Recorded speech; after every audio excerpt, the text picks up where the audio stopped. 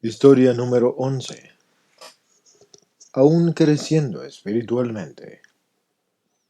Tengo pocos recuerdos de mi infancia. Lo que sí recuerdo es sentirme solo y sentir que era menos que los otros niños. Y mi apego a mi mamá me hacía sentirme incómodo. Creo que siempre quise una niña. Cada vez que nacía uno de mis hermanos pequeños, ella expresaba una desilusión tremenda. En una ocasión, cuando yo tenía como 12 años, me pidieron que cuidara a los hijos de los vecinos que vivían atrás de mi casa. Una vez que salieron para pasar la noche afuera, recuerdo haber hurgado entre los cajones en busca de ropa interior femenina, sintiendo emoción y temor. Y tal vez ese fue mi primer secreto. Aproximadamente al mismo tiempo hice tocamientos a una niña unos cuantos años menor que yo detrás de una cochera. Mientras la distraía de manera ingeniosa con mi conversación, yo le toqué sus genitales. Una vez más, sentí la emoción y el temor. Mi adicción sexual empezaba a desarrollarse. Después empecé a pasar los fines de semana con una muchacha que yo conocía. Dormíamos en la misma cama y yo trataba de tocarla sin que se despertara, metiéndome bajo las cobijas para ver qué alcanzaba a ver. La madre de esta amiga era una alcohólica. En ocasiones llegaba tarde a casa y se dormía completamente desnuda en su cama. Su habitación quedaba de paso al baño, así que me pasaba la noche yendo y viniendo al baño para poder ir a ver a la madre. En una ocasión, una muchacha estaba de visita en mi casa y tuvo que usar el baño. Atisbé por la ventana desde la terraza, pero ella me vio y comenzó a gritar. Sentí más vergüenza y emoción. Por el mismo tiempo conocí a una muchacha y una noche, mientras la visitaba en su casa, la estaba masturbando cuando llegaron sus padres a su casa. Tuve que salirme por la ventana y brinqué al automóvil de mi amigo. Me estaba esperando y me sentí lleno de adrenalina y listo para explotar con emoción. En la universidad conocí a la mujer que se convirtió en mi esposa y mi primo la había traído a una fiesta e inmediatamente la deseé con lujuria. Así que pasamos toda la noche bailando y le hice una promesa de pasar mucho más tiempo con ella. Le hablaba de forma compulsiva y manejaba desde mi escuela al otro lado de la ciudad para recogerla en su escuela. Le compraba regalos y trataba de ganar el afecto de sus padres. Empezamos con caricias ardientes antes de los exámenes porque yo quería medicarme con una experiencia sexual. Una amiga de la familia iba a quedarse sola en su casa y sus padres y los míos estuvieron de acuerdo en que me quedara con ella para protegerla. Ellos confiaban en mí. Le sugerí a la muchacha que ella dormiría mejor si se tomaba algo. Y esa fue mi primera experiencia en drogar a alguien para tener relaciones sexuales. Abusé sexualmente de ella mientras dormía. Mi enfermedad casi nunca descansaba. Mi novia tenía primas gemelas y tuve relaciones sexuales con una de ellas. Después nos enviamos cartas apasionadas por algún tiempo. Me recibí de la universidad, me casé con mi novia y conseguí un trabajo que a la larga terminó siendo mi escondite. Era mi fuente de actuación y de poder y de rencor y de acciones deshonestas y mi afirmación de quién era yo. Fue en donde tuve una aventura amorosa fuera del matrimonio y mi lugar para ir después de que había estado con prostitutas y un lugar donde les asignaba características sexuales y de objeto a los solicitantes de empleo y a mis subordinados. Esto duró mucho tiempo y me convertí en un adicto sin límites. Sentía que mis placeres eran bien ganados y merecidos y que era demasiado astuto para que me pescaran. Mi esposa se embarazó. Esto pasó poco tiempo después de que nos casamos. Ambos estábamos emocionados y orgullosos. Una de sus primas gemelas vino a visitarnos y se quedó la noche. Dormí en la cama con mi esposa embarazada por un lado y por el otro le hacía tocamientos a su prima. Nació nuestro primer hijo y 2 años después nuestra hija. Mi lujuria por las mujeres vecinas creció. Mi satisfacción con las relaciones sexuales normales fue reemplazada por un deseo, por lo que yo consideraba las relaciones sexuales más interesantes. Mi esposa y yo nos distanciamos sexualmente. Tuve relaciones sexuales con la joven niñera y aún siento vergüenza cuando recuerdo que mi hijo de 6 años entró a la habitación y nos vio. Yo no tenía control. El placer pesaba más que las consecuencias. Conforme creció nuestra hija, yo convertía en objetos a sus amigas que nos visitaban. Más tarde mi esposa y yo fuimos a un encuentro para matrimonios. El fin de semana estuvo lleno de sentimientos y tristezas. Escribimos cartas el uno al otro, después las leyó cada quien en silencio y lloramos juntos. Se sintió espiritual y tal vez fue un inicio, y sin embargo mi enfermedad seguía avanzando.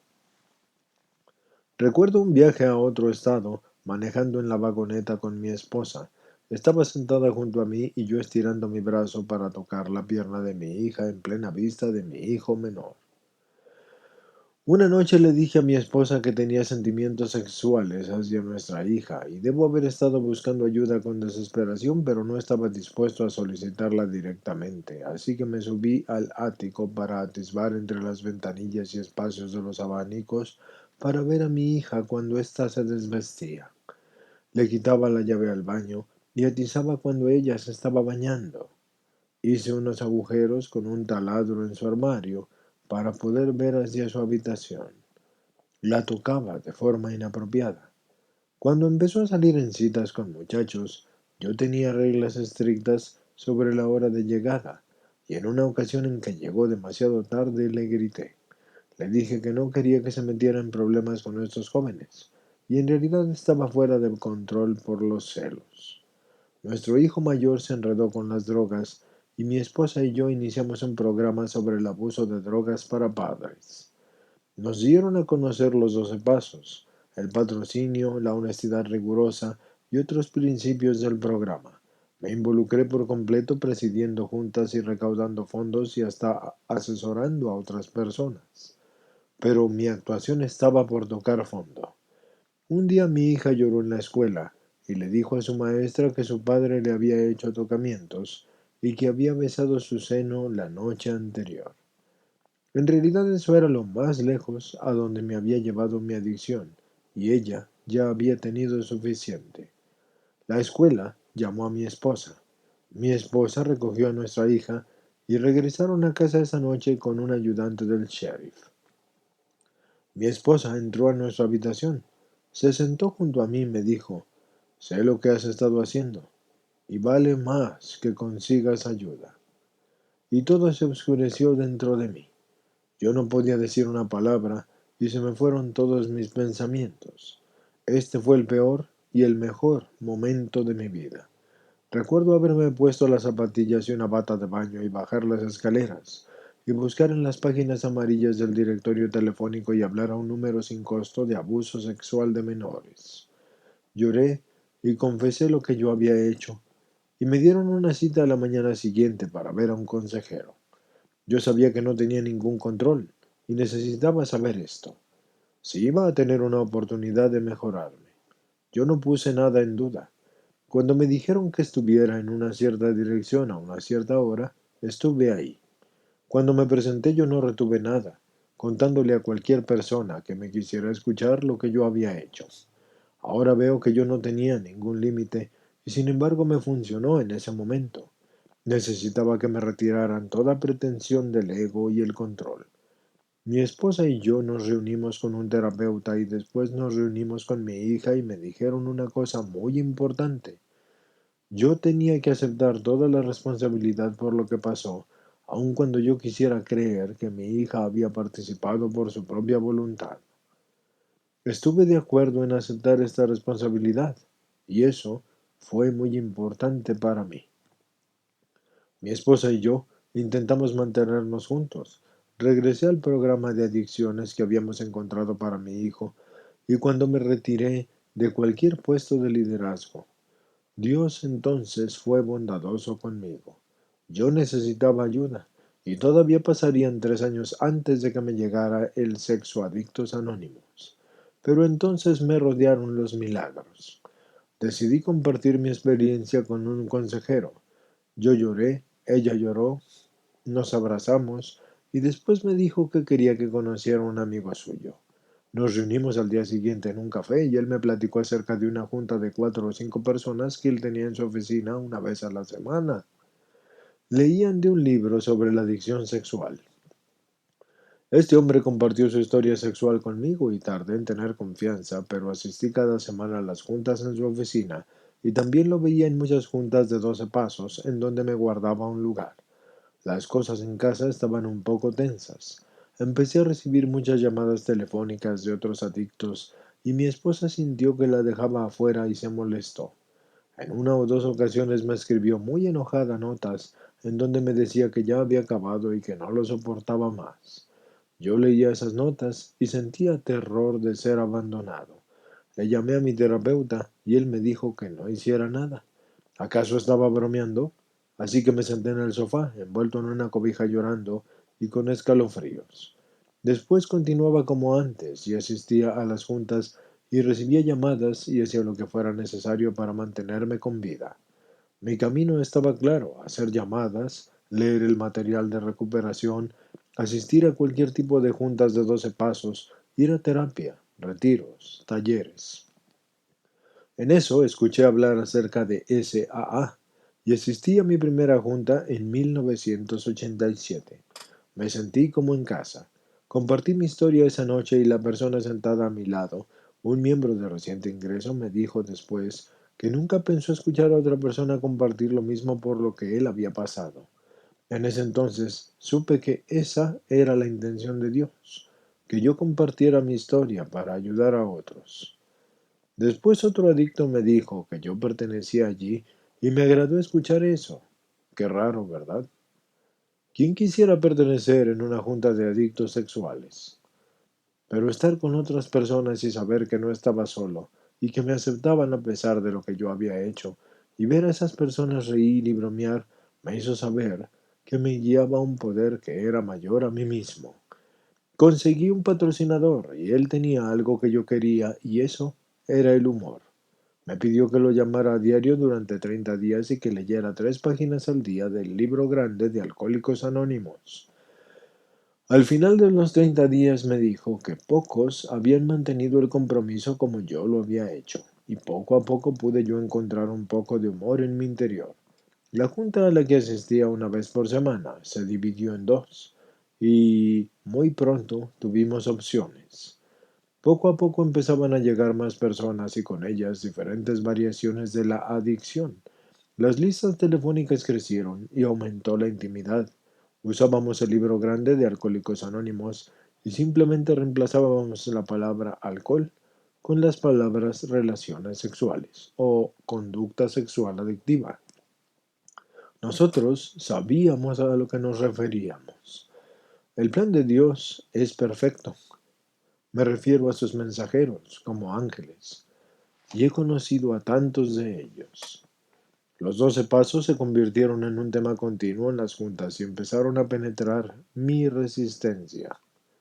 Durante años había escuchado que hasta que limpiara las ruinas de mi pasado sería muy probable que yo repitiera mi conducta.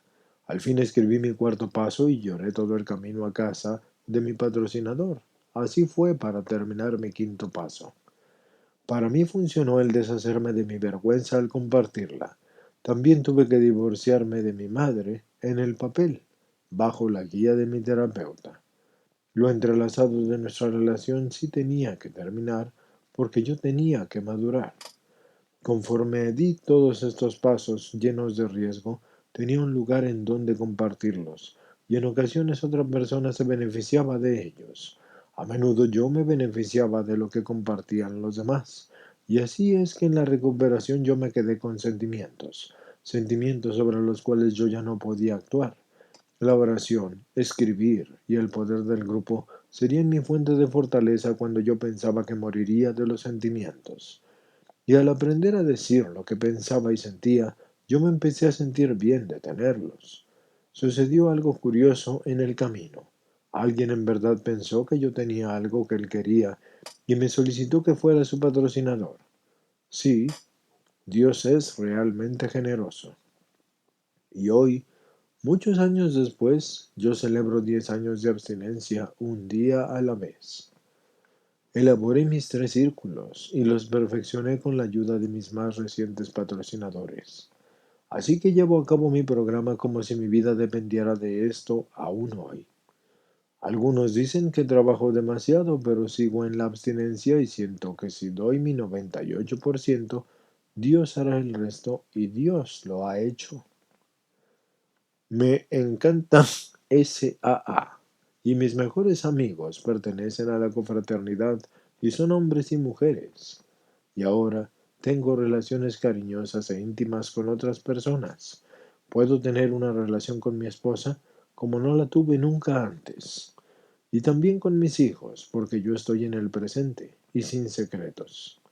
Estoy llevando a cabo el 9.º paso y aún creciendo espiritualmente.